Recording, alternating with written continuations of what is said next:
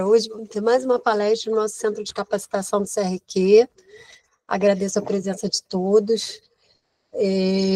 A gente, como a palestra vai ser só online, os áudios estão fechados, e quando alguém precisar fazer alguma pergunta ou tiver alguma dúvida, a gente pode se comunicar pelo chat. As perguntas vão ser respondidas pelo palestrante no final. Mas se tiver alguma dúvida que eu possa já ir retirando, é só escrever pelo chat que a gente vai se comunicando, tá bom? Meu nome é Juliana, eu sou assessora de comunicação do CRQ3, para quem ainda não me conhece. Bom, já temos 66 pessoas, 67 agora. Vou avisar o nosso presidente que vai fazer a abertura da palestra.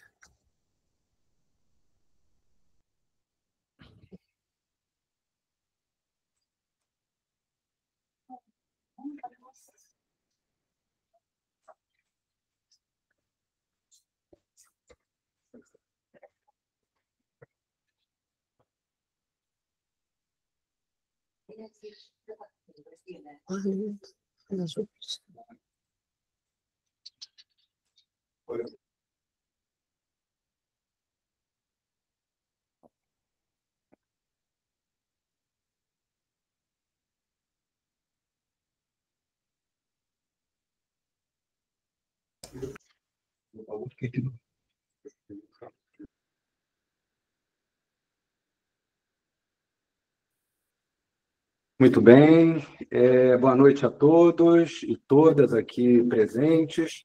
Agradecer aí a abertura da Juliana, nossa assessora de comunicação. A gente está começando agora mais uma palestra nesse nosso centro de capacitações. Meu nome é Arley. A gente, desde que assumiu a presidência do CRQ, entendendo como o Conselho pode contribuir com a capacitação dos profissionais, seja para facilitar o ingresso para o primeiro emprego, né? Assim como também para a recolocação dos profissionais. A gente entende que, apesar de não ser a missão estrita, né, do Conselho Regional de Química, a gente entende que pode o Conselho ajudar nessa capacitação dos profissionais. E a gente tem feito isso com parceria de outros profissionais da Química, como hoje a parceria da Débora, que já faz aqui pelo menos, eu acho que a terceira palestra, no mínimo, pelo que me lembro, como contribuição voluntária. E eu acho que é assim que a gente pode se ajudar, né? Cada um na sua experiência, trocando aqui com os outros. Então, eu queria muito e com muita alegria agradecer a presença de cada um de vocês, sejam vocês profissionais já registrados no CRQ, sejam vocês estudantes da área da Química, sejam colegas da sociedade, porque o Conselho ele tem como missão principal proteger a sociedade, né? A Química é uma profissão regulamentada, e essa profissão regulamentada, ela é regulamentada exatamente para que a sociedade seja protegida, para que atividades da área da Química sejam executadas por profissionais competentes, habilitados para esse tipo de exercício profissional. Então, o CRQ, nessa missão de proteção da sociedade, entende que deve capacitar e trazer informações confiáveis para toda a sociedade, né? Então, por isso, a gente abre esse tipo de capacitação para todos. Hoje a gente tem, como a gente já vem fazendo isso desde junho de 2023, a gente tem pessoas fora do estado do Rio de Janeiro e fora até do Brasil, de várias áreas, acompanhando as nossas palestras. Palestras que são sempre gratuitas, feitas normalmente de forma híbrida, essa é online, mas normalmente de forma híbrida, então a gente tem também a possibilidade que vocês compareçam lá na sede do Conselho Regional de Química, que hoje está na Barra da Tijuca, no Rio de Janeiro. Algumas pessoas preferem essa modalidade, podem fazer perguntas ali mais diretamente com o instrutor, ou podem acompanhar de qualquer lugar, de forma online. E depois a gente deixa isso ainda disponível no YouTube. Então, a gente hoje tem pessoas realmente de muitos lugares que acompanham, e eu fico muito feliz com isso. A gente tem trazido pelo menos uns 3, 4 temas por mês, sempre nesse horário, a gente prefere esse horário de 6 horas da tarde, mais ou menos, porque aí as pessoas já saíram do trabalho, aquelas que trabalham, então, normalmente tem sido um horário que está mais agradável para as pessoas. Essas palestras também têm certificado, a gente entende que aquela pessoa que quer também uma recolocação, a primeira colocação, ter um certificado de um conselho profissional também importante, então, também por isso o CRQ faz dessa forma. Então, muito bem-vindos, comentem com seus colegas, as programações sempre acontecem, sempre estão disponíveis no site, nas redes sociais do Conselho e também nos informativos do Conselho. Aqueles que são profissionais da Química já registrados no Conselho e não recebem nossos informativos, por favor, façam contato conosco, podem até verificar o cadastro, né, porque agora a gente tem informativos que são disponibilizados online e também são enviados para os profissionais de forma física, né, uma revista física. A gente está, inclusive, com um novo número que vai sair agora em outubro, já está aprovado, e está em edição, vai sair agora em outubro, e que já vem com uma expectativa, né, com uma previsão, com data já de treinamentos, com temas e palestrantes, já para os próximos 4 meses. Essa revista é quadrimestral, então a gente já faz esse horizonte de 4 meses. Então, acompanhem sempre, fiquem sempre próximos aí ao CRQ, a gente está aqui para ajudar a cada um de vocês. E agora é meu momento de agradecer aquela pessoa que, se não se doasse como outros palestrantes, a gente não conseguiria ter isso. Então, agora a gente tem a honra de ter aqui com a gente a Débora Moroni, hoje nossa conselheira do CRQ3, extremamente competente. Hoje traz aqui algumas ferramentas de gestão aplicáveis a laboratórios de controle de qualidade. Então, é uma área importantíssima, né? É uma atuação importantíssima da nossa área. Então, eu tenho certeza que vai ser muito útil para cada um de vocês aqui. Aproveitem, a Débora é incrível e totalmente disponível, então aproveitem, façam perguntas, eu tenho certeza que vai ser ótimo. Débora, muito, muito, muito obrigado por mais uma vez se disponibilizar ao Conselho. Agradeço demais aqui e tenha uma ótima palestra. Obrigada, Arlen, obrigada. Gostaria de aproveitar essa apresentação do Arlen e já me colocar aqui à total disposição.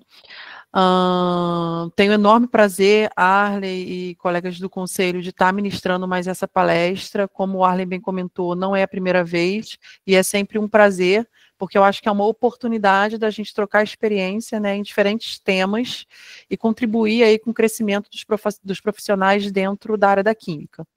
A proposta de hoje da apresentação é falar um pouco sobre ferramentas de gestão mais aplicáveis a controle de qualidade dentro do segmento químico, porque eu acho que é uma área de grande oportunidade, né, de atuação do químico e do qual eu tenho uma experiência e achei oportuno contribuir com vocês. Então, me coloco aqui à disposição, a gente combinou de eu seguir a apresentação e no final eu me coloco à disposição para tirar as dúvidas que se façam necessárias, tá bom? Gostaria de começar me apresentando. Primeiro vou fazer minha autodescrição. Eu sou uma mulher branca, de estatura média, cabelo cacheado até o ombro, estou com óculos de grau da cor marrom e vestindo uma camisa da cor de vinho. Atualmente, além de ser conselheira do Conselho Regional de Química, trabalho, né, há 23 anos no segmento farmacêutico, atuando em diferentes áreas, como metrologia, validação, calibração, garantia de qualidade, controle de qualidade e agora, mais recentemente, em produção, na área de produção da indústria farmacêutica. Queria começar essa palestra falando um pouco da importância do controle de qualidade, né? O controle de qualidade, ele existe, seja qual for o segmento, seja o segmento farmacêutico, que é o que eu atuo, ou qualquer outro segmento dentro da área dos profissionais da química, tem como objetivo principal garantir que os produtos fabricados atendam aos padrões técnicos, à segurança e aos aspectos regulatórios. O controle de qualidade, ele vai desde a matéria-prima ao produto acabado, cujo objetivo principal é o quê? Testar, né, em diferentes etapas, esses insumos ou até mesmo produto acabado, a fim de constatar que o mesmo está em conformidade com as especificações para os quais esses produtos foram desenvolvidos e fabricados. Então, é uma premissa que se esteja aderente às regulamentações aplicáveis. E, além de atuar, né, o controle de qualidade dentro da área de produção já estabelecida, também apoia a inovação. Então, também temos atuação de controle de qualidade em novos produtos, formulações e processos. O controle de qualidade, ele tem uma atuação que ela vai desde aspectos físico-químicos, microbiológicos, biológicos, físicos, dimensionais. Então, os testes, eles podem ser dos diversas grandezas, né, de diversas formas, pela qual a gente consegue medir a qualidade do produto, no próprio produto, né, por meio de amostras. Queria falar um pouco também sobre confiabilidade, né? Quando se fala em controle de qualidade, um ponto principal que temos que ter em mente é a confiabilidade das atividades que são realizadas dentro do controle de qualidade. Essas práticas, elas precisam ter sua gestão e a documentação proporcional aos riscos. Dentro de controle de qualidade, tem um conceito muito importante, que é o conceito de integridade de dados, onde é fundamental que haja a integridade de dados para que a gente tenha uma confiabilidade da decisão. Eu vou falar um pouco mais à frente o que significa esse conceito de integridade. E ele é um conceito muito importante de se ter cunhado, definido dentro desse tipo de atribuição. Além do conceito de integridade, nós temos outros conceitos que são muito importantes e que é necessário ter um entendimento para um maior desenvolvimento, né, das atividades de controle de qualidade. E aí eu elaborei uma lista de conceitos que eu gostaria de apresentar um pouco para vocês, a fim de discutir um pouco cada um deles. O primeiro deles é a especificação. Normalmente, os testes, né, que são realizados, eles visam a avaliar se determinado produto, né, seja ele insumo, seja ele um intermediário de processo ou um produto acabado, se eles atendem às especificações pelos quais foram determinados. Tá? Então, esse é um conceito crítico e importante quando falamos de atividades analíticas, testes analíticos, para aferir a qualidade de um produto. Então, é uma medida direta. Eu testo a característica do produto e confronto com a especificação. Pode ser um pH, uma osmolaridade, enfim, diversos parâmetros. Se eu estou falando de um produto biológico, pode ser uma esterilidade, uma biocarga, enfim. Além disso, temos o conceito de padrão de qualidade. Então, normalmente, se trabalha com o conceito de acreditação e certificações, dentro de normas que são pré-estabelecidas. Dentro de laboratórios de controle de qualidade, é comum a implantação, por exemplo, da ISO 9001 e da 17025, que são normas que, além de definir, né, requisitos relacionados à gestão, também requisitos relacionados a características técnicas importantes que laboratórios precisam seguir. A ISO 17025, especificamente, é uma norma voltada para calibração e também laboratórios que realizam metodologias analíticas. Então, ela tem requerimentos de gestão e requerimentos técnicos que devem ser cumpridos. Normalmente, os padrões de qualidade, em especial as normas ISO, elas não são normas obrigatórias, né, compulsórias. São normas que as empresas buscam a certificação ou a acreditação, né, como forma de demonstrar o padrão de qualidade que o laboratório pratica. Então, é uma importante ferramenta de gestão, essas certificações e acreditações, porque elas garantem, por si só, a conformidade a esses requerimentos que vão aferir uma maior robustez para as atividades. Tá? Um outro conceito que é importante falar é a questão da conformidade e da não conformidade. Né? A conformidade é o atendimento a um requisito. Então, quando eu estou ou a uma especificação ou a um requisito mandatório. Então, pode ser um requisito não mandatório, mandatório ou um requisito de especificação. Quando a gente usa o termo conformidade, significa que eu estou conforme ao requisito. Ou eu posso estar não conforme, que pode ser entendido uma não conformidade. Tanto um não atendimento a um determinado requisito, quando a gente fala de normas de qualidade, o padrão de qualidade, como pode ser a não conformidade a uma característica do processo ou do produto. Então, eu não atendi a uma especificação de uma matéria-prima, eu não atendi a especificação de um produto intermediário, ou de um insumo que eu utilizo no meu processo, ou do meu próprio produto acabado. Então, eu tenho uma não conformidade, que é um não atendimento a esse requisito, que pode ser um não atendimento, inclusive, a uma especificação que eu tenho previamente aprovada. O conceito de controle estatístico de processo e capabilidade de processo, porque não, além de não se medir qualidade somente no produto acabado, é importante entender a capacidade que o processo possui em me gerar produtos que atendam à conformidade. Então, eu não somente avalio lote a lote a conformidade frente à especificação, como é importante monitorar, através de ferramentas de controle estatístico e capabilidade do processo, a minha capacidade de obter de modo estável, né, o meu processo produtivo. Então, normalmente, quando eu tenho uma especificação muito apertada, né, um requerimento de especificação muito apertado, eu preciso de um método analítico muito preciso, a fim de aferir um resultado para esse lote, né, por meio de amostras que atendam às especificações e que não haja uma variação significativa que faça com que eu tenha que tomar uma atitude de mudança, de melhoria no processo para que esse resultado volte a uma tendência. Aí, nesse ponto, eu queria detalhar um pouco mais, porque eu acho que é um conceito muito importante, né?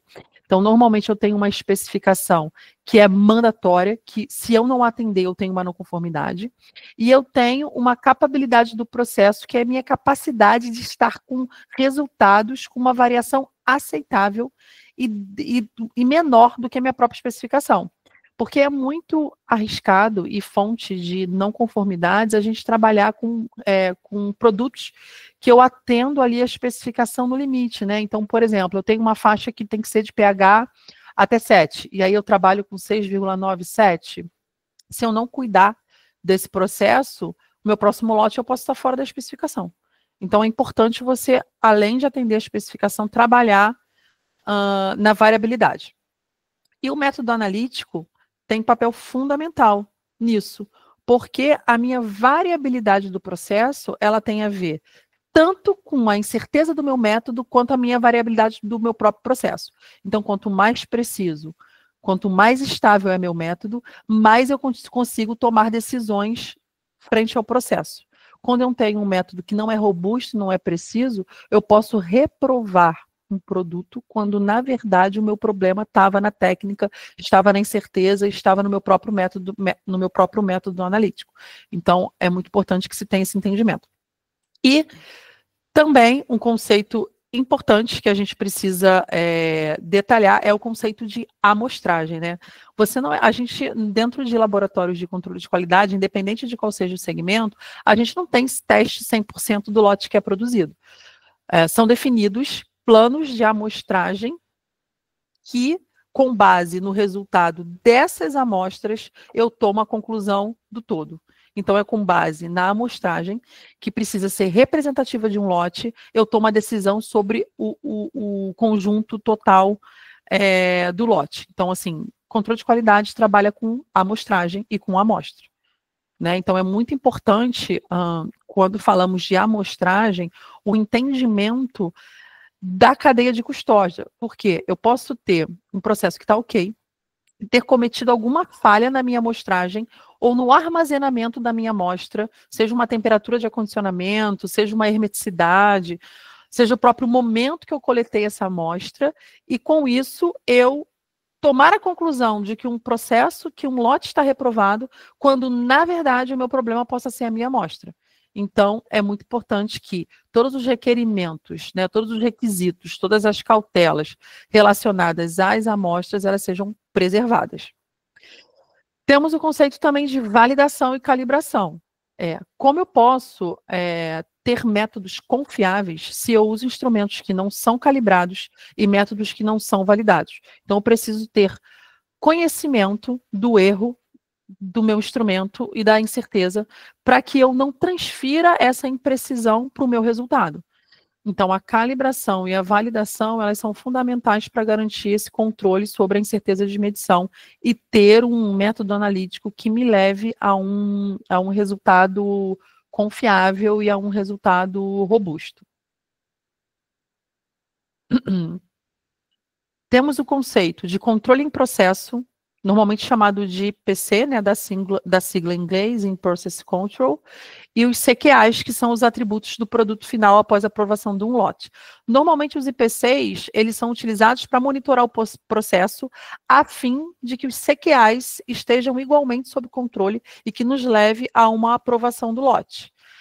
Não necessariamente um IPC fora vai levar a um CQA fora, mas ele é um indicador, né, de que eu possa ter alguma variação, alguma questão no processo que pode reverberar em um CQA fora. Os CQAs, normalmente, eles estão definidos na minha especificação. Aí eu voltei aqui um pouco, que é o conceito primário que eu trouxe aqui.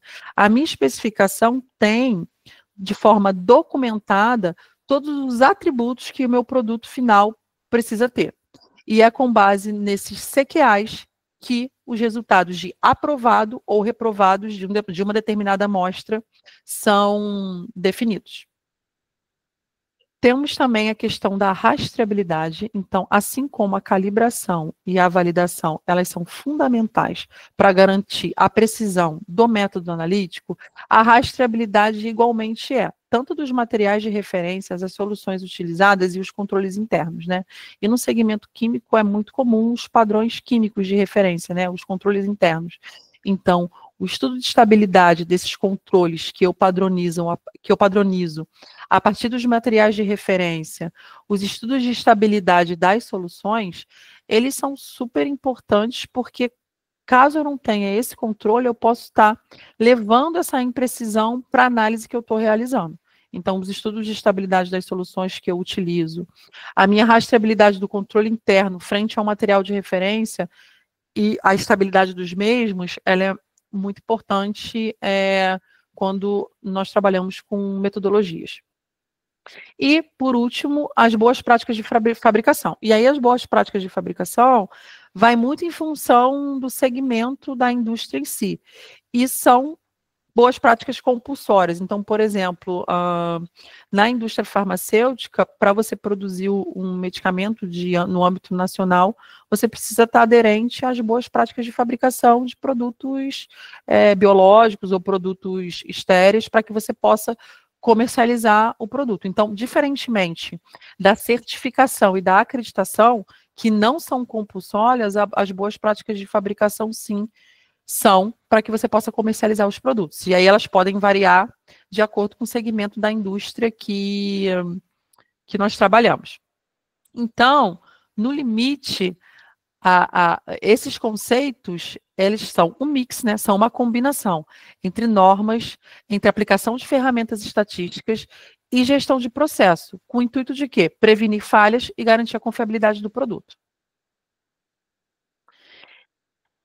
Muito importante definir que, por mais que eu esteja trazendo para vocês um tema que é controle de qualidade, né, e aferir a medição da qualidade do produto por meios de métodos analíticos no produto acabado, é importante que a gente tenha o conceito de que a qualidade ela não pode ser medida apenas pelos resultados de CQ. Porque o CQ, ele parte de uma amostra, né? Como eu falei, a gente não dificilmente é possível você medir o lote inteiro, né? Então, você tira uma amostragem para tirar a conclusão do lote. Então, eu tiro a parte pelo todo. Então, eu preciso, principalmente, garantir a homogeneidade do meu processo. Porque se eu não tiver a garantia do processo em si, a minha amostra, ela não vai ser representativa do lote.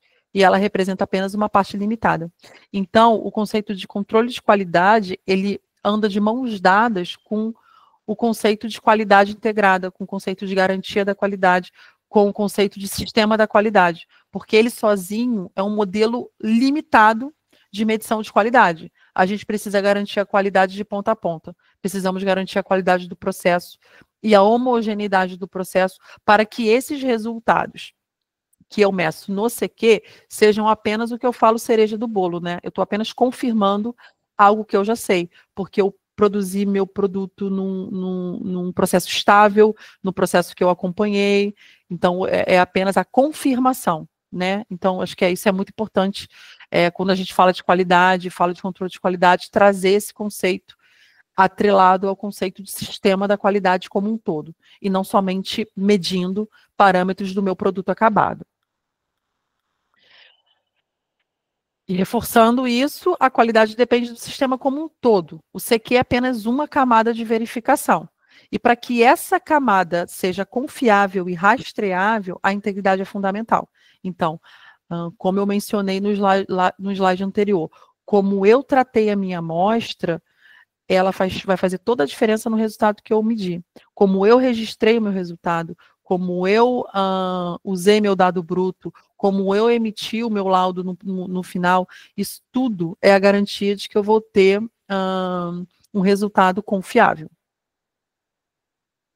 Bom, até aqui eu falei da importância do controle de qualidade, o porquê ele existe, da relação do controle de qualidade com o conceito de qualidade como um todo e com garantia da qualidade.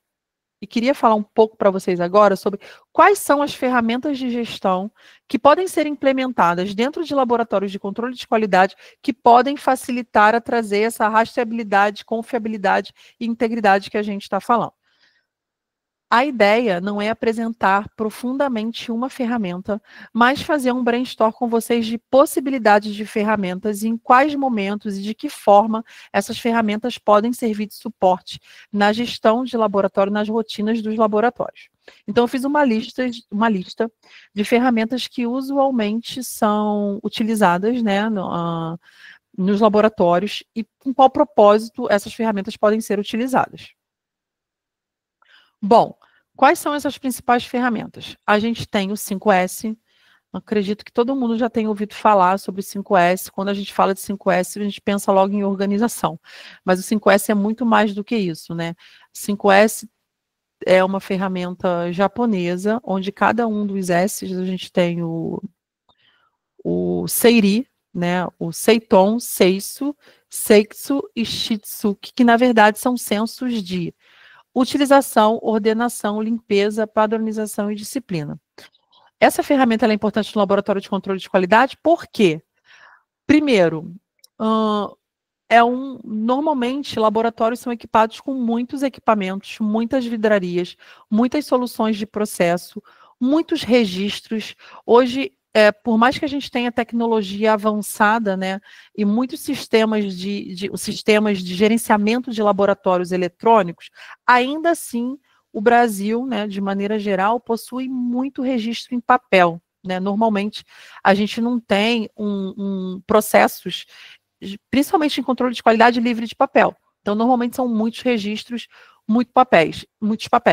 Então, manter o senso de organização, o senso de limpeza, o senso de utilização, vai evitar que hajam falhas, né? Vai evitar que eu tenha, por exemplo, uma falta de asseio em algum equipamento que possa me trazer algum desvio, alguma perda de dado por conta de desorganização, enfim.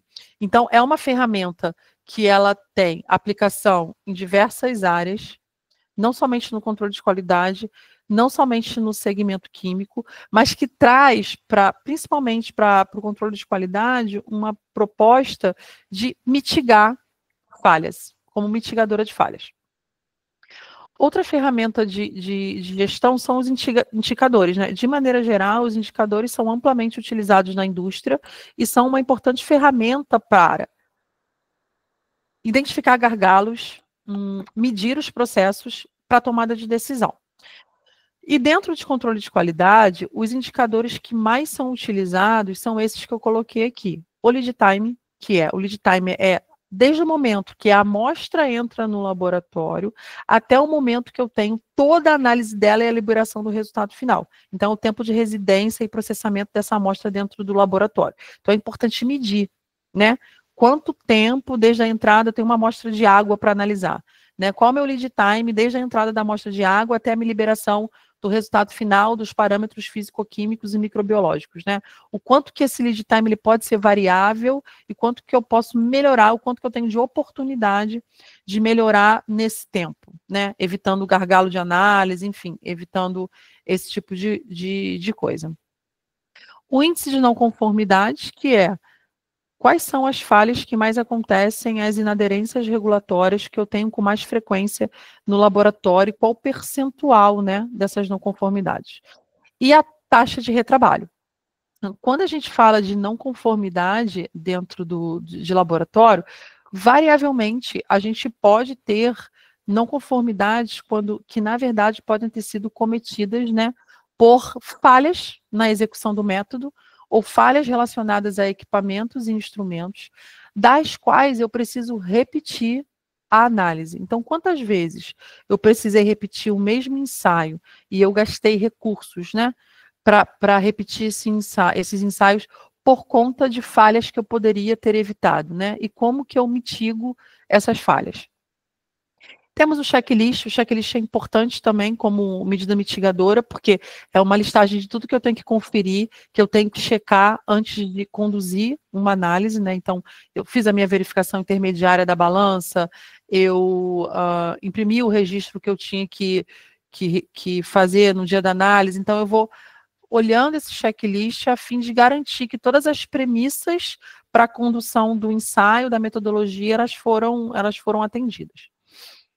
O diagrama de causa e efeito, que é muito utilizado normalmente em investigação de desvios e não conformidades. Então, quais são as causas, né, e qual o efeito dessa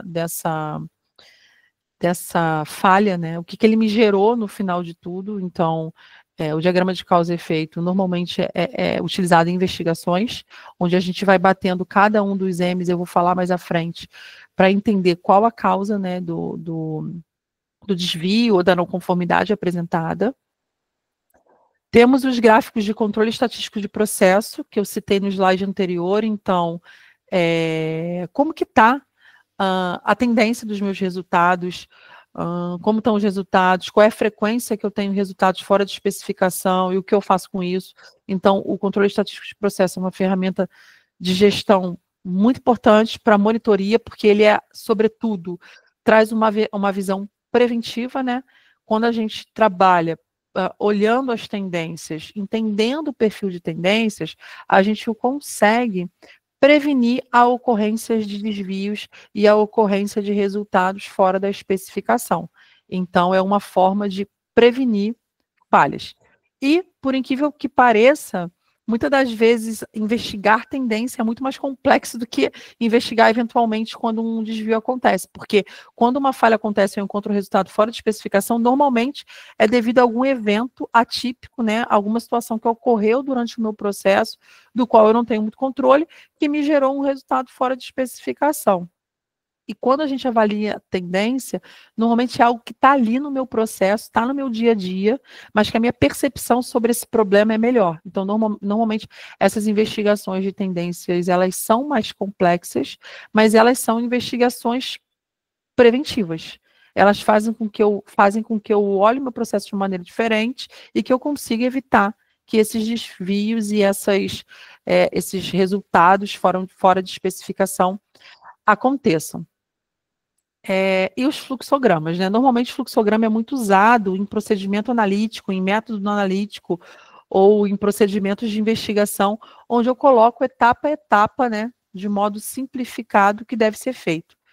Procedimentos com muito texto acabam dificultando mais o treinamento e a visualização dos operadores que vão realizar as análises. O fluxograma facilita muito, deixa mais enxuto, né, o documento, mais claro, né, as etapas do meu método. Temos o FEMEA, que é uma ferramenta ela é uma ferramenta utilizada para análise de risco, onde a gente analisa os modos de falha, né, com o objetivo principal de identificar riscos, causas e impactos. Então, é sobre aquilo que pode dar errado, né? o F é de feio, falha. O que pode ser, o que pode vir a dar errado, como eu detecto isso e qual a medida mitigatória que eu posso colocar. Então, não é ainda sobre um desvio que aconteceu em si, mas sobre uma possibilidade. Em cima dessas possibilidades que são chamados modo de falha, nós identificamos qual é a severidade, que é um conceito de, olha, o quão crítico essa falha ela é para o meu processo, e eu coloco uma escala nessa severidade, e o quanto que ela é detectável. Então, se eu tenho algo muito crítico que pode acontecer, e se eu detecto rápido, significa que eu consigo agir sobre o momento que ele acontece. Agora, quando eu tenho uma gravidade, uma severidade alta, com uma detectabilidade baixa, isso é muito ruim. Significa que algo muito crítico pode acontecer e a minha capacidade de perceber esse risco é baixa. Então, a partir dessa combinação, por essa ferramenta, né, uma combinação entre severidade, ocorrência, que é a probabilidade, né, e a detectabilidade, a gente ranqueia esses modos de falha e tomamos decisão de ações que venham a mitigar os riscos observados, né, os riscos existentes. O PDCA, que é uma ferramenta clássica aí, né, que eu acho que é largamente utilizada para várias coisas, e é muito forte também nas atividades analíticas, porque tem a ver com planejar, fazer, checar e agir. Então, eu preciso rodar o PDCA em vários momentos, a fim de chegar a um resultado aceitável. A ferramenta do 5W2H, que na verdade tem a ver com que, porquê, onde, como e quanto vai custar. Então, normalmente o 5W2H a gente utiliza combinado com outras ferramentas, né? Então, por exemplo, tive a ocorrência de um resultado fora da especificação. Eu vou usar um diagrama de causa e efeito para entender o porquê que eu tive esse resultado fora de especificação. Isso pode ter sido o meu equipamento, pode ter sido o meu meio ambiente, pode ter sido o analista, qual de fato foi a causa que me levou a esse resultado fora de especificação. E eu uso a ferramenta do 5W2H para, em cima do que eu detectei de causa, construir um plano de ação delimitando, né, quem vai fazer, por que vai fazer, como vai fazer, quanto vai custar, dentro daquilo que eu já investiguei. Então, muitas das vezes, essas ferramentas elas não andam sozinhas, elas andam combinadas. Nesse exemplo que eu dei, é muito comum, né, de se usar a combinação do diagrama de causa e efeito juntamente com a ferramenta do 5W2H. E uma ferramenta que eu particularmente gosto muito, não sei se vocês já ouviram falar, que é a ferramenta dos 5 porquês. Ela é bem intuitiva e simples, e levam a resultados bem interessantes. Então, é o exercício de perguntar o porquê. E depois que você aprende os 5 porquês, você leva para a vida, né? Tudo que acontece, você pergunta, mas por quê? Mas por quê? Então, essa ferramenta dos 5 porquês, também utilizada para investigações, ela, diferentemente do diagrama de causa e efeito, ela vai, em cima da falha que ocorreu, perguntar os porquês. Normalmente, o primeiro porquê é aquele assunto mais óbvio, né? Então, encontrei um resultado fora de especificação. Mas por que estava fora de especificação? Ah, porque não atendeu a faixa de pH. pH ficou fora. Mas por que o pH ficou fora? Ah, porque o meu pHmetro não estava calibrado. Mas por que o meu pHmetro não estava calibrado? Porque o meu contrato estava vencido. Mas por que o meu contrato estava vencido? Ah, porque eu não fiz a renovação no tempo hábil. E normalmente, quando eu chego na camada mais profunda do porquê, é nessa camada que eu tenho que agir, porque essa, de fato, foi a minha causa raiz para ter acontecido aquela falha. Então, é um exercício de perguntar o porquê as coisas acontecem, a fim de conhecer de modo mais profundo o que gerou aquela consequência. Porque se deve agir não sobre o efeito do problema, mas sim sobre a causa. Quando a ação é colocada sobre a causa, isso é capaz de evitar a consequência da falha. Então, é uma ferramenta intuitiva, simples, e que traz uma boa efetividade de investigação de causas raízes dentro de laboratórios. E aí eu trouxe alguns exemplos, né? Já falei um pouco desses exemplos para vocês, que é com relação à investigação de não conformidade, né? Eu posso usar um Ishikawa, onde eu vou olhar nesse Ishikawa qual pode ter sido a minha causa, né? Então pode ser normalmente é utilizado o Ishikawa com os 6 M's estruturados, então eu tenho que necessariamente olhar cada um desses M's e entender se eles podem ter sido a minha causa. Então eu vou olhar a máquina pode ter sido o meu problema, o meu equipamento pode ter sido o meu problema, o meu próprio método pode ter sido o meu problema, né? Então nesse exemplo que eu dei do pH fora, o meu pH-grômetro estava calibrado? Se ele não estava, eu já achei minha causa, é a máquina, o equipamento. Meu método não estava calibrado. Meu equipamento não estava calibrado. É o meu método? Eu tinha que acondicionar a minha amostra em uma temperatura e não acondicionei? Então, eu não cumpri meu método? Então, a causa pode ser o não cumprimento de um método. O material que eu usei estava na validade? A minha solução que eu calibrei, meu pH-metro estava na validade? Quem realizou o método teve treinamento adequado? Executou perfeitamente o método? Né? Isso pode ter sido uma causa? Eu não sei, acho que tem alguém com o microfone. Juliana se fechou. O meu meio ambiente, né, a minha condição ambiental, ela estava fora, né? Então, geralmente, por exemplo, quando você vai fazer alguma análise higroscópica, né, se eu tenho uma umidade fora da especificação, isso pode afetar meu ensaio. Então, meu ambiente, ele estava com alguma falha que me gerou aquilo, ou a minha própria medição estava com algum desvio que eu não conhecia. Então, necessariamente, eu vou batendo cada um desses M's a fim de identificar qual foi a minha falha, o porquê eu encontrei aquele resultado que está divergente da especificação, né? Qual foi a investigação? Caso não se encontre nenhuma falha analítica na execução do método, a gente vai para o processo. Então, no meu processo, né, visto que eu executei o meu método nas condições plenas, nas condições que ele deveria ser executado, eu olho para o meu processo. O que no meu processo aconteceu que pode ter gerado aquela minha falha, mas necessariamente como nós tiramos conclusões do processo baseada na amostra, baseado no método, primeiro eu tenho que investigar se houve alguma coisa, algum desvio nessa execução, para depois olhar o processo. Se não, eu vou estar olhando o processo quando, na verdade, o problema estava na minha execução analítica. Então, é importante também trazer esse conceito, diferenciando o que é uma investigação laboratorial do que é uma investigação processual.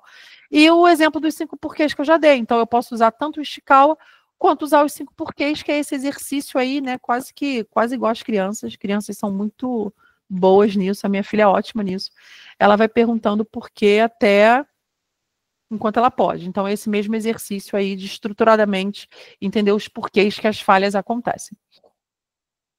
E o 5S que eu falei, que eu acho que é importante, parece uma coisa básica e simples, mas que traz um retorno, uma organização, um senso dos colaboradores, né, quanto ao ambiente de trabalho, ao ambiente laboratorial, e torna a gestão mais eficiente e também contribui sobremaneira com relação ao desperdício, porque você está o tempo todo controlando o que você tem ali de insumo, de reagente, as validades.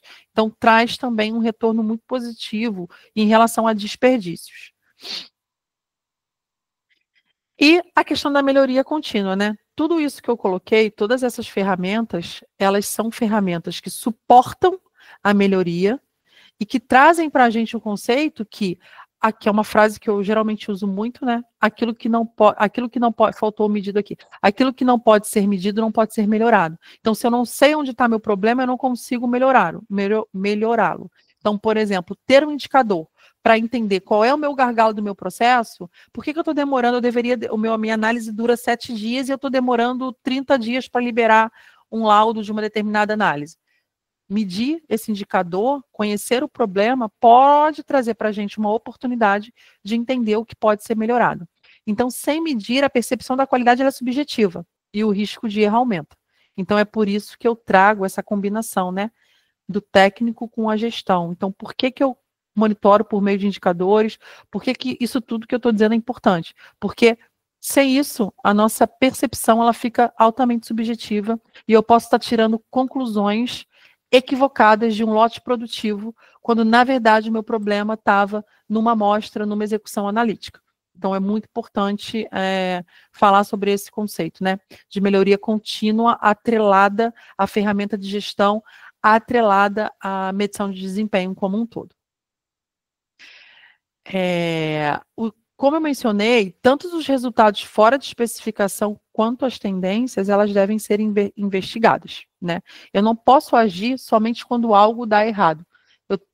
O importante, né, o principal em qualidade é o quanto que a gente consegue agir preventivamente para que essas falhas não aconteçam.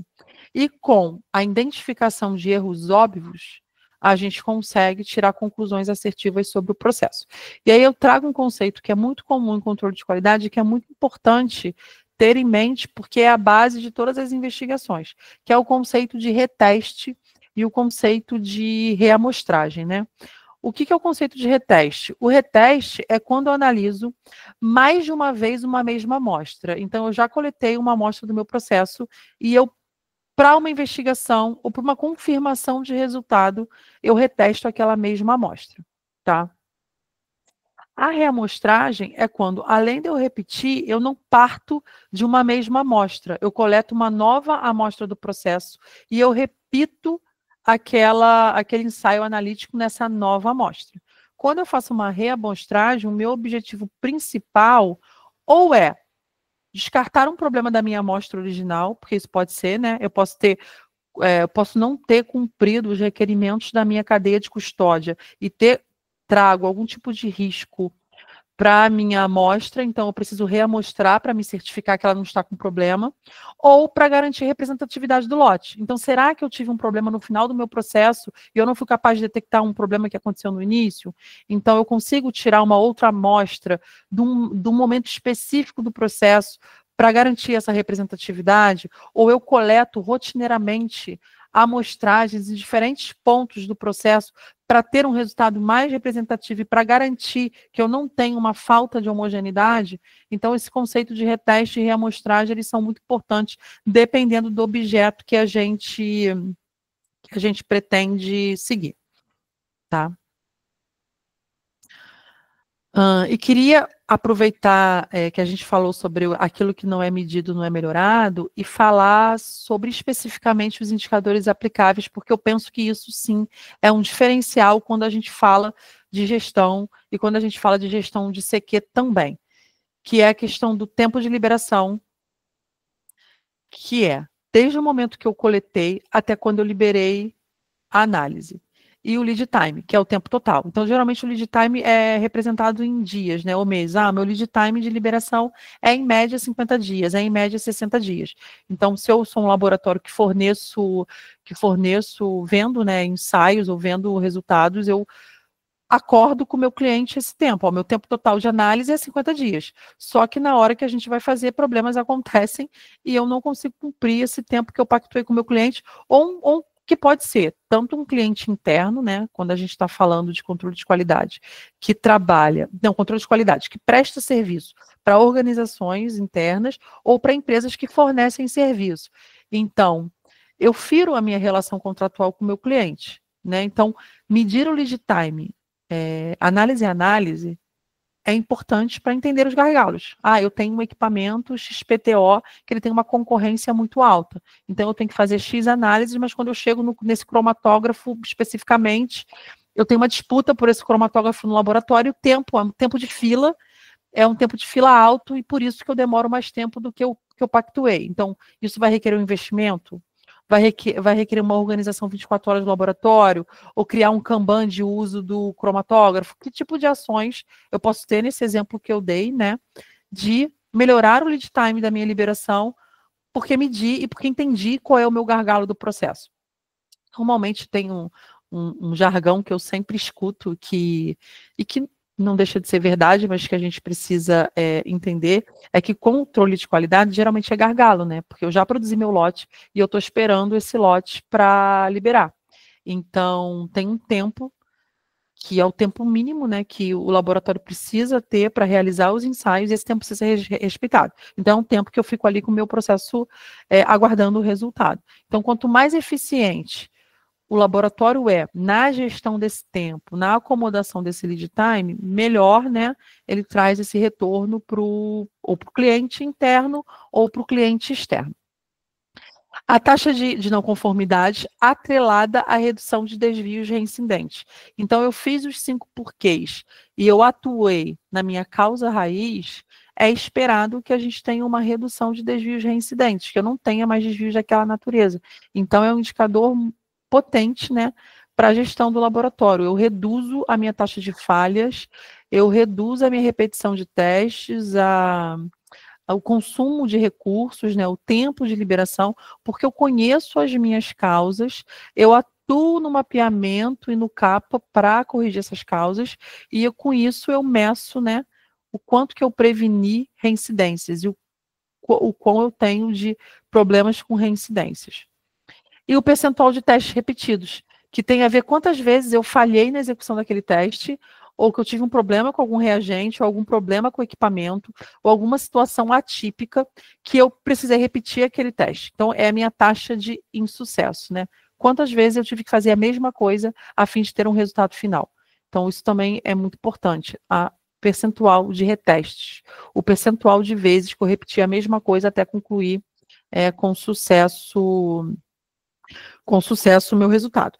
E, além de medir, o que é importante? Fazer uma boa gestão à vista, para que os profissionais, para que quem atua se sinta engajado, não somente engajado, mas que tenha clareza de quais são, né, os pontos que melhoramos, os pontos que precisamos melhorar. Normalmente, a gente usa, de maneira geral, na indústria, as cores verde, amarelo e vermelho, fazendo uma analogia para o semáforo, onde os indicadores, aqui eu dei apenas um exemplo, tá? São exemplos, existem outras possibilidades, eu trouxe um pouco da minha experiência, um pouco do que tem na literatura, que é utilizado, mas podem existir outros que possam ser incrementados, mas normalmente utiliza as cores verde, amarelo e vermelho para dizer, olha, estou atendendo o meu lead time, eu pactuei que, em média, eu demoro 30 dias para liberar um resultado, e eu tenho liberado com 28, tenho liberado com 25, tenho liberado com 23. Então, meu indicador está verde, ele está dentro da minha meta, dentro do meu aceitável, dentro do que eu pactuei. Ele pode estar amarelo, ou seja, bom, se continuar assim, daqui a pouco ele pode estar fora, ele pode estar vermelho. E o vermelho, que é quando eu preciso agir. Então, parei de liberar resultados com 30 dias. Vermelho. O que de fato aconteceu? O meu cromatógrafo quebrou. Eu falhei na minha manutenção preventiva, corretiva, ele está parado e meu lead time de liberação ficou vermelho, porque a minha fila de análise de cromatografia, ela superou os 30 dias que eu tinha pactuado com o meu cliente. Então, me obriga a entender o porquê, né, que aquele indicador está fora e qual vai ser a minha ação para que a gente consiga reverter esse cenário. Então, trazendo um ponto lá do início da apresentação, que é sobre a integridade de dados, né? Tudo isso que eu falei, todos esses conceitos que eu falei, eles não existem dentro de um laboratório de controle de qualidade se os dados não forem íntegros, né? As informações geradas, elas precisam ser completas, precisas, consistentes e confiáveis. Eu não sei se vocês já ouviram falar, mas na indústria farmacêutica é muito comum, tá? Esse conceito do ALCOA, onde cada letrinha dessa do ALCOA significa um requisito que o dado gerado, né, que a informação gerada precisa ter para ser confiável. O A, ele vem de atribuível, ou seja, eu preciso rastrear o dado a quem gerou. Então, normalmente, os registros analíticos têm o resultado, a medida, a análise e quem fez. Eu tenho que nominar o analista responsável, ele tem que ser atribuído a quem gerou. Ele precisa ser legível, ou seja, claro e compreensível. Não adianta eu gerar um dado, isso principalmente no papel, né, quando utiliza papel. Um dado no papel do qual eu não consigo ler o que está escrito. Então, ele tem que ser legível. Ou que eu faça uma rasura, isso é muito comum no laboratório. Todo mundo tem um caderno do analista que não é uma boa prática, ou um registro que o colaborador, ou o técnico, ou o profissional, o analista, rachura, ele rabisca e deixa ilegível o dado original e não sinaliza a correção, e eu não consigo rastrear que dado é aquele. Então, tem a boa regra de como você tem que corrigir um dado. Você dá um risco que você não sobrescreve ele, você data, você assina, e você coloca o dado original que precisa estar, e o dado corrigido que precisa estar legível. Eu preciso compreender aquele dado que eu gerei.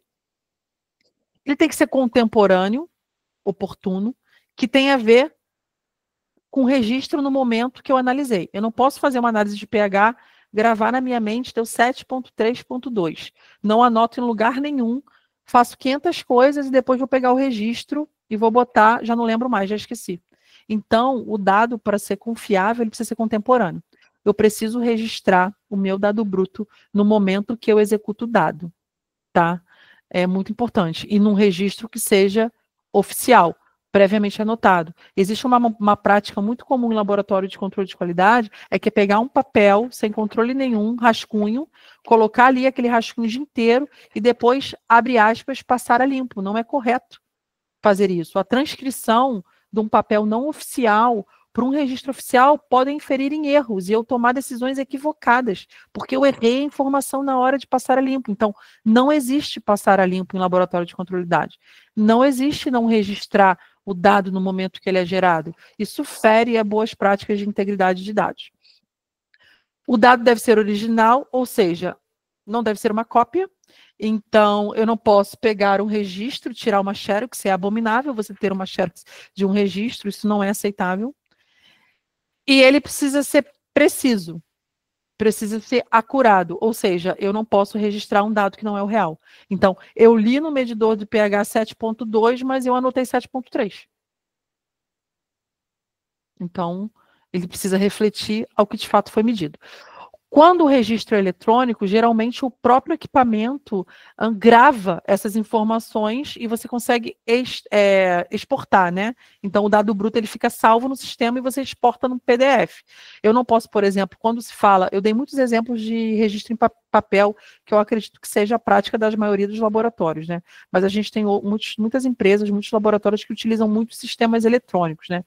Isso que eu expliquei que vale no papel, também vale para o registro eletrônico. Então, por exemplo, levando um pouco por exemplo do eletrônico, eu não posso ter um equipamento que me gera um dado eletrônico num arquivo que não seja PDF, porque um arquivo que não é PDF, um Excel, um arquivo aberto, eu posso alterar. E aí eu não vou ter a acurácia do dado. Tá? Então, todos os requerimentos que valem para os registros que são gerados em papel, eles valem também para os registros que são gerados eletronicamente, para o uso de sistemas validados. E o ciclo de vida do dado, ele não é somente no momento em que eu faço a minha análise em si. Ele começa desde o recebimento da minha amostra. Então, a necessidade de seguir cada um dos elementos do ALCOA, do atribuível, do legível, do contemporâneo, do original e do acurado, ele começa desde o momento que eu recebi minha amostra. Então, eu recebi essa amostra em que condição de temperatura? Como estava o frasco da amostra? Eu garanto a integridade? Quais são os requerimentos dessa amostra? Quem recebeu? Qual a hora que recebeu? Dependendo da amostra, por exemplo, o momento, né, a estadia da amostra é crítica. Eu não posso demorar mais do que tantas horas para fazer aquele teste, porque aquele parâmetro já vai estar perdido, ele já não vai mais se representar a minha amostra. Isso é muito comum em amostras microbiológicas, né? Você não tem. Então, o tempo pode ser crítico. Então, eu preciso ter o registro dessas informações no recebimento para conseguir rastrear o histórico dessa análise. E preciso ter o cuidado, a cautela de seguir cada um desses elementos, inclusive no recebimento. No planejamento da análise, na preparação da própria amostra, então se eu preciso fazer algum preparo prévio, né, da minha amostra, antes de iniciar o processo, esse preparo também precisa ser devidamente realizado. A execução do teste em si, cada etapa do teste, geralmente eu tenho protocolos previamente aprovados, eu tenho registros previamente aprovados, que eu vou registrar cada uma das etapas do meu teste. O armazenamento dos dados, então eu preciso ter um tempo em que eu vou guardar essa documentação para que eu tenha uma rastreabilidade, tá? Quando eu precisar investigar qual é a minha trilha de rastreabilidade dessa informação, eu preciso armazenar esse dado. Se for um dado em papel, eu vou armazenar em registros físicos. Se for um dado eletrônico, eu tenho os tempos de backup, né, os tempos de guarda do dado eletrônico. A própria análise do resultado e aprovação, e a própria liberação do resultado, que geralmente precisa ser feito com um duplo cheque. Eu tenho, então, um processamento dos dados, eu posso usar cálculos feitos manualmente ou cálculos realizados com planilhas eletrônicas. Se eu usar, por exemplo, planilhas eletrônicas, além de precisar calibrar os instrumentos, validar o método, eu preciso também validar minha planilha eletrônica para garantir que ela me gera um resultado confiável. Eu não posso ter erro de cálculo, por exemplo. E eu preciso conferir esse processamento. Quem está conferindo e liberando o resultado precisa conferir se o processamento da amostra foi feito corretamente, que é o que a gente chama de duplo cheque do resultado. Eu não posso confiar só em quem fez, eu tenho que ter uma dupla conferência para garantir que esse erro não vai para o consumidor, não vai para o meu cliente interno, ou que não vai para o meu cliente externo também. Fazendo um overview desses pontos importantes dentro de um laboratório de controle de qualidade. Se nós usarmos no laboratório registros em papel, dei uma explicação de todos os requerimentos importantes para o registro em papel. Mas se eu uso um sistema eletrônico, esse sistema eletrônico ele também precisa ser validado. É muito comum em laboratórios o sistema LIMS, que é sistemas de gerenciamento de amostras, gerenciamento analítico de soluções de processo. Então, geralmente é uma ferramenta pronta, né? Existem alguns fornecedores que fornecem sistemas específicos para controle de qualidade, onde você tem todo esse gerenciamento eletrônico. Então, você recebe a amostra com código de barra, bipa aquele código de barra, dali para frente tudo é registrado no sistema. Melhor dos mundos, excelente, mas esse sistema, para ser seguro, precisa ser validado. Se usamos sistemas, tanto em papel quanto sistema, a assinatura de quem fez é importante e o duplo cheque é fundamental. A gente não pode ter somente a assinatura de quem fez a análise, mas precisamos ter a conferência.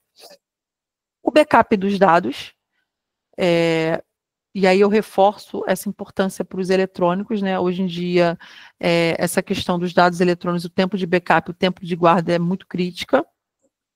E os procedimentos, registros e treinamentos. E aí eu enfatizei aqui a questão do caderno do analista, né? A gente não pode ter um caderno que o colaborador coloca na gaveta, ou o analista, o técnico, coloca na gaveta. Isso não vira um dado oficial, e eu não posso passar a limpo. Então, o caderno do analista, se não for um caderno, abre aspas, oficial, um caderno controlado, eu não posso utilizá-lo no laboratório de controle de qualidade. E os registros que eu imprimo, eu preciso ter controle de impressão. Então, eu não posso rasgar, tá? Errei, vou rasgar o registro, jogar no lixo e imprimir um novo. Não, a impressão tem que ser controlada, eu não posso rasgar um dado. Eu preciso sinalizar o que eu errei, assinar o que eu errei e datar o que eu errei. Então, a conduta correta é, olha, eu errei, a informação, ao invés de ser pH 7.5, eu vou rasurar, eu me equivoquei, medir novamente, o resultado é 7.4, eu dato o dia que eu alterei e eu assino o dia que eu alterei. Não existe rasgar a evidência. Rasgar é resultado, tá? E imprimir deliberadamente vários registros para uma mesma análise. Eu tenho uma característica que eu falo muito rápido. Eu tentei bater vários pontos que eu considero importantes nesse contexto das ferramentas de gestão. E eu queria abrir para vocês, eu não estou vendo o chat, eu estou só vendo só minha tela. Não sei se a gente tem alguma dúvida no chat, alguma contribuição. Eu reservei esse tempo agora para fazer para receber de vocês, né, dúvidas, sugestões, brainstorm do que foi falado, para ter aí um evento participativo, tá? Me coloco aí à disposição. Oi, Débora. Oi. A gente tem aqui o Jefferson, ele falou que ele está com a dúvida sobre a sigla OOS.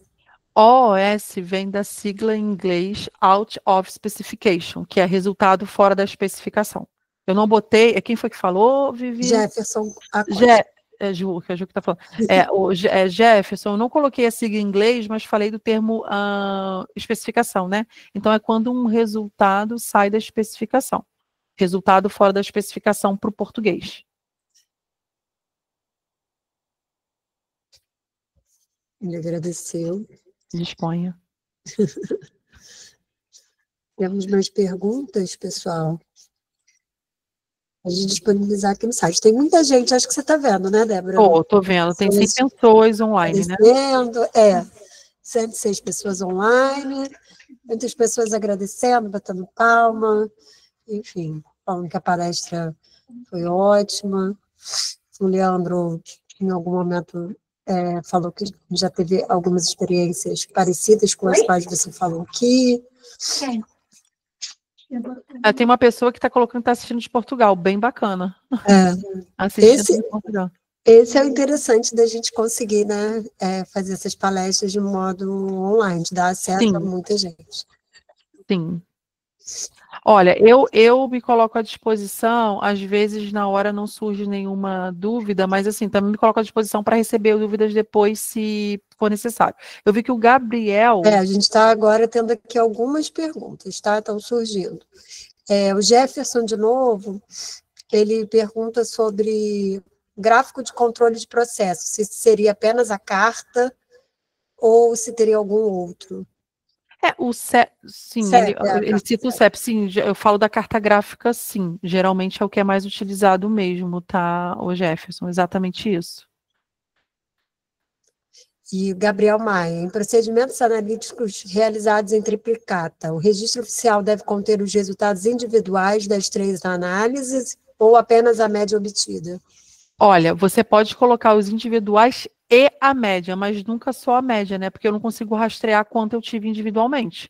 Então, não é uma boa prática. Geralmente, são os dois. Amanda falou que queria entender um pouco melhor sobre métodos de falha, se dá para falar um pouco sobre isso. Sim. E também sobre CQA, que eu vi que a Júlia colocou. Vou falar sobre métodos de falha.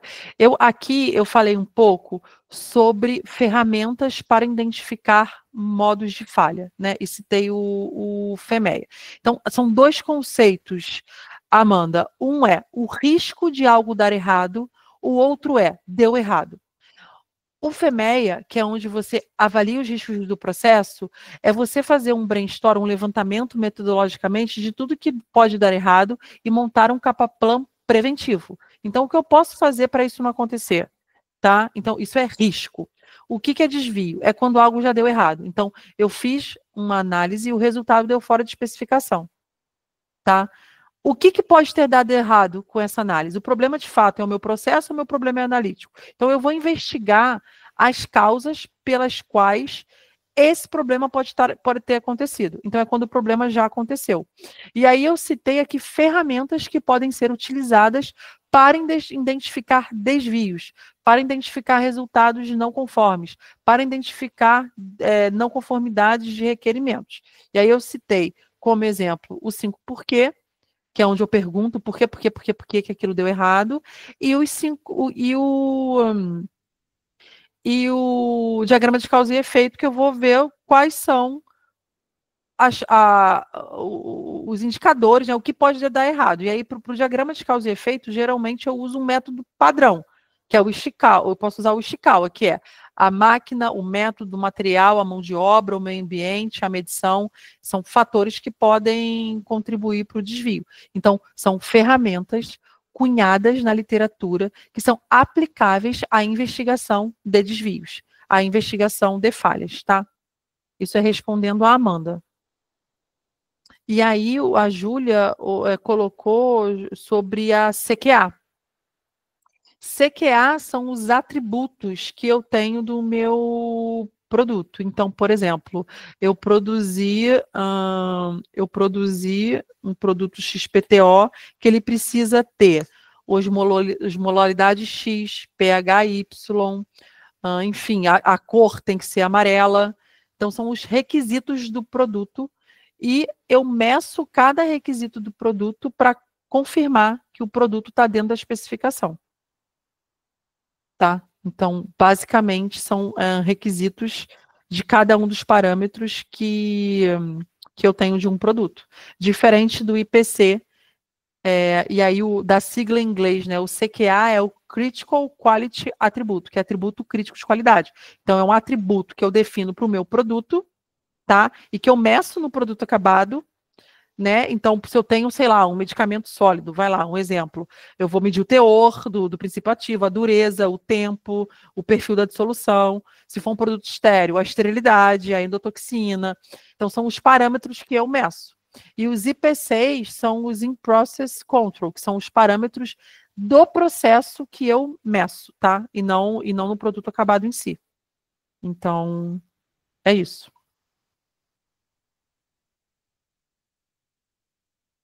Débora, mas a gente tem mais. A Viviane fez também um comentário, ela agradece, parabeniza, mas ela pergunta se tem alguma recomendação para melhorar a integridade de dados. Olha, hoje, sim, várias recomendações. Integridade de dados é um tema bastante rico, tá? E é um dos principais, vou chamar de dores, né? Principais dores ou fontes de não conformidade em laboratórios analíticos, né? Então, hoje a literatura tem muito material que fala sobre integridade de dados. Eu trouxe aqui, o objetivo do curso não era fazer um curso mais avançado de integridade. Posso até propor aqui para o CRQ, a gente até trazer de repente, um aprofundamento, que eu acho que é um tema muito importante mesmo.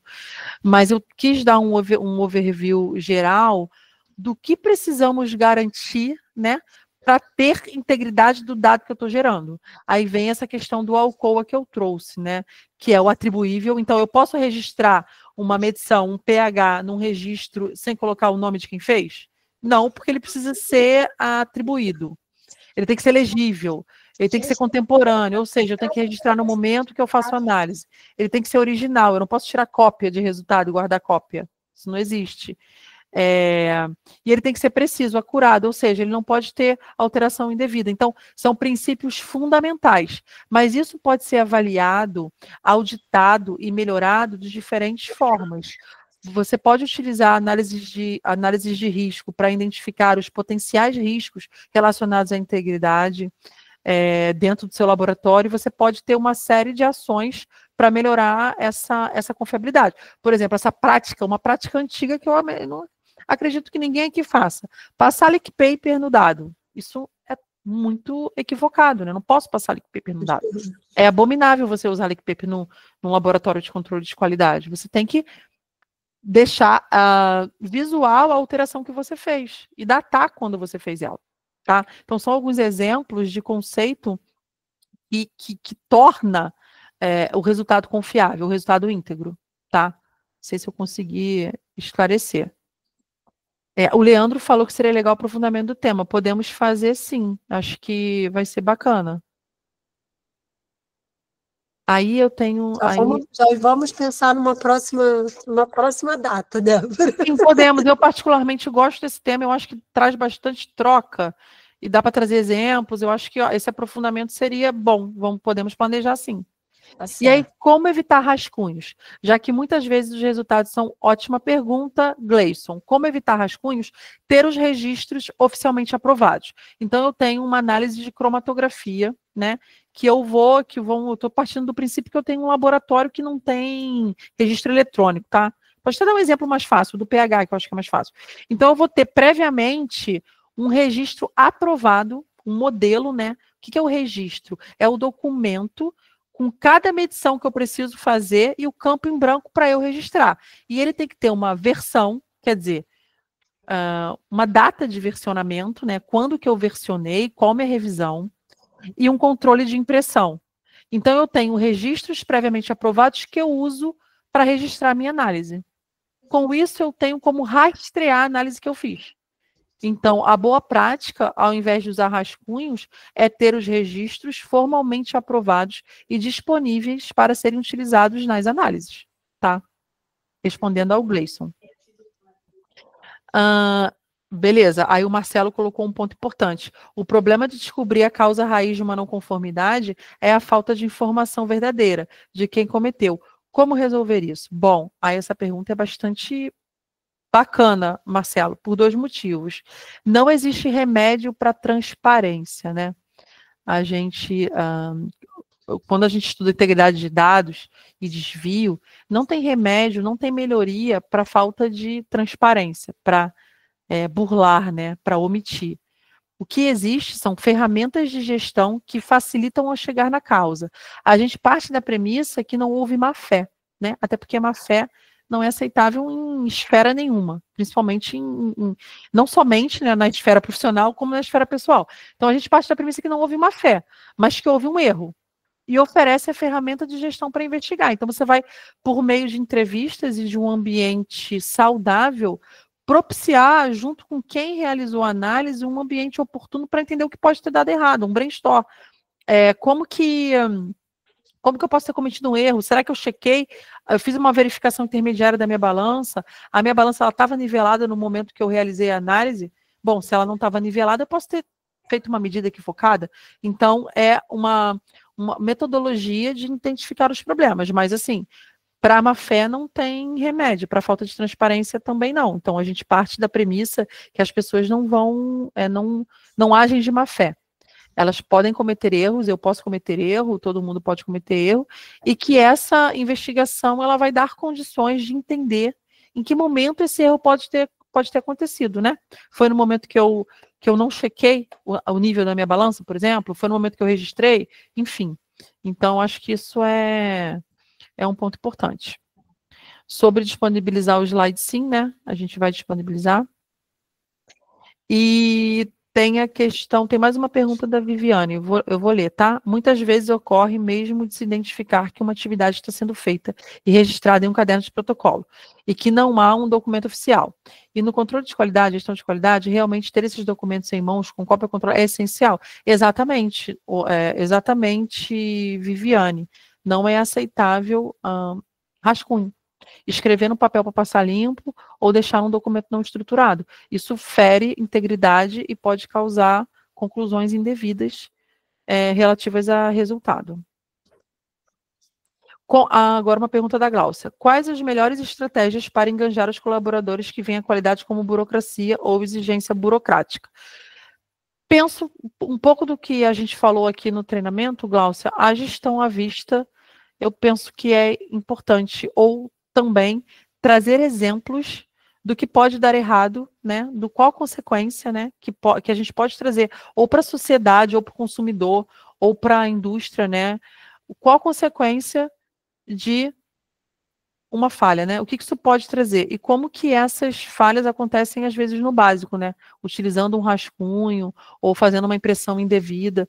Então, acho que trazer os exemplos qual a consequência, o que essa consequência pode trazer de dano para a sociedade, de dano para o consumidor, eu acho que é importante.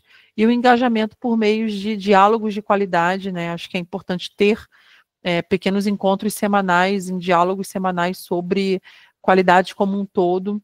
E a discussão da importância disso, eu entendo que é bem oportuno.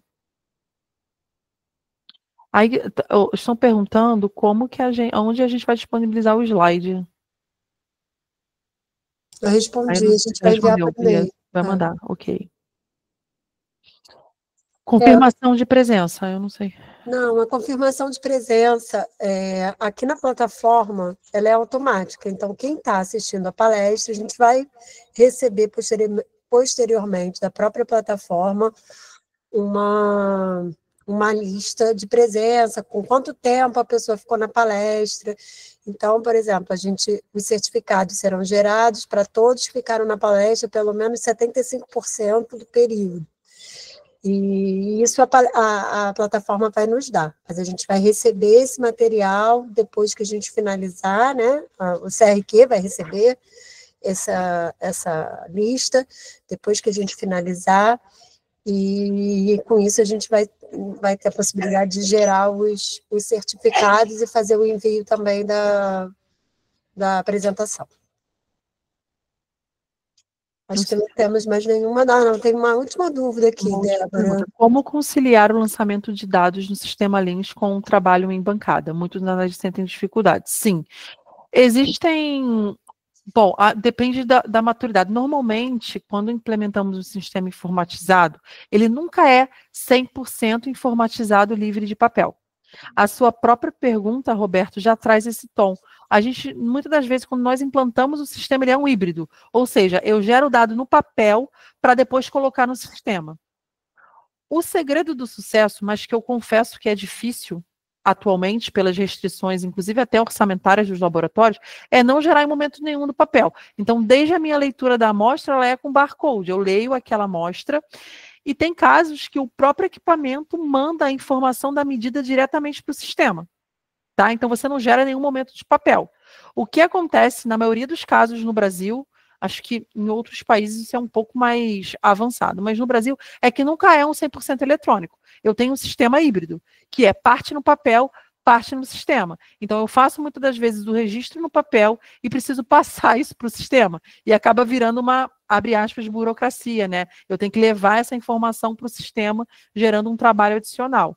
O ideal seria que fosse tudo livre do papel, desde a entrada da amostra até a geração do dado primário diretamente no sistema. Então, eu acho que isso é importante enfatizar, tá? Então, assim, o híbrido traz essa dificuldade, o Roberto, de ter um passo a mais. Mas aí é importante como desenhar isso, né? O que de fato eu preciso colocar no sistema, o que pode ficar no papel, e como que a gente consegue evoluir cada vez mais nos laboratórios de ter o dado totalmente eletrônico. Desde o nascimento do dado até o processamento 100% eletrônico. Acho que esse seria, assim, o suprassumo. Todo mundo que trabalha em controle de qualidade deve sonhar com isso, né? Eu, pelo menos, trabalhei muitos anos em controle de qualidade e sempre foi um sonho, mas é difícil, porque muitos equipamentos são antigos, né, são sistemas legados e às vezes não possuem compatibilidade com os sistemas, né? Então fica difícil trazer essa conexão automática, tá? Olha, aí está tendo um ponto que a Amanda colocou importante. Muitas falhas decorrem de utilização de papel eletrônico. Concordo totalmente, Amanda. Sabe por quê? É na hora que você leva do papel para o eletrônico que você digita algo errado.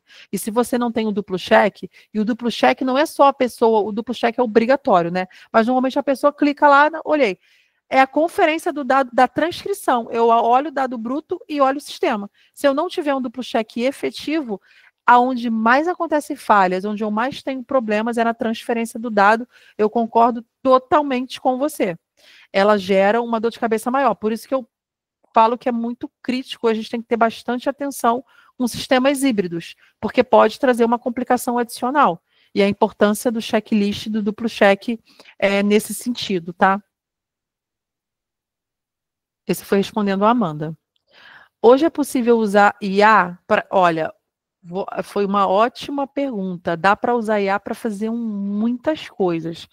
Só que existe uma discussão até que ponto eu posso usar a IA como tomada de decisão, né? Então, qual o modelo validável de uso da IA? E de que forma eu uso isso? Eu vejo isso como um super rico, né? O uso da inteligência artificial na predição de problemas, na investigação, principalmente na investigação, eu acho que dá para ter um potencial uso, mas a gente precisa entender até que ponto eu posso fazer isso, como que seria a validação, e a conclusão, ela, no final, ela tem que sempre ser humana, né? Ela não pode, a gente ainda tem muitas falhas no processamento de dados, então acho que isso é um campo que carece de muito avanço, né? De como que a gente pode trazer a IA para processamento de informação, para uso, e de forma segura, validada. Acho que eu enxergo o milênio, eu enxergo como possível, e um campo riquíssimo, um campo que está crescendo e que pode trazer avanços bem significativos, tá? Acho que é um importante ponto que você traz. Bom, acho que em relação às perguntas a gente finalizou. Quem tiver, como a Débora colocou, quem tiver alguma outra dúvida, né, Débora, pode encaminhar Claro. para o nosso e-mail. Eu vou deixar disponível aqui o e-mail da comunicação.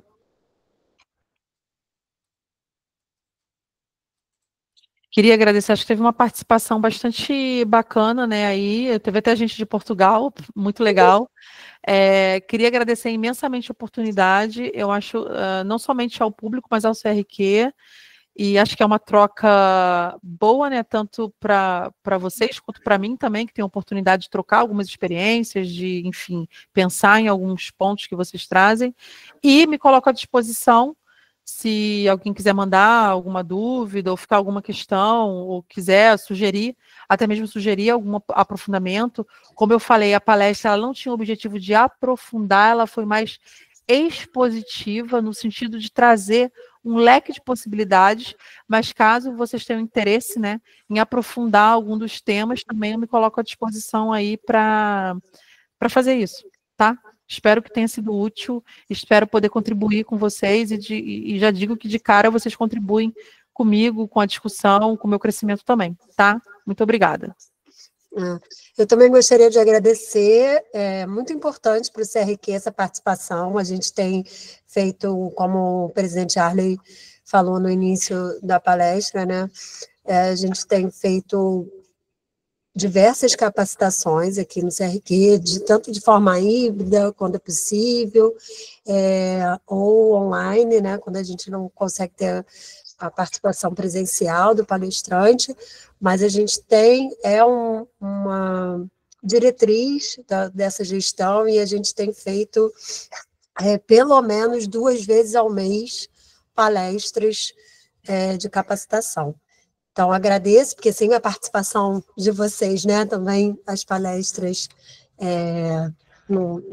não podem acontecer, e a gente tem tido assim, um público muito bacana, com gente, como a Débora falou, que até de fora do país, de todos os outros estados,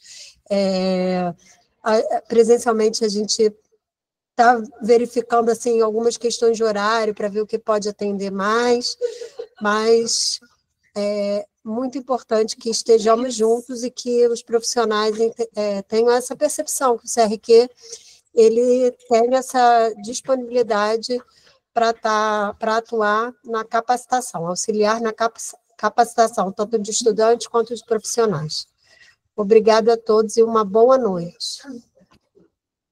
Vamos finalizar, gente. Eu vou finalizar, tá? Boa noite, Débora. Obrigada mais uma boa vez. Noite. Disponha.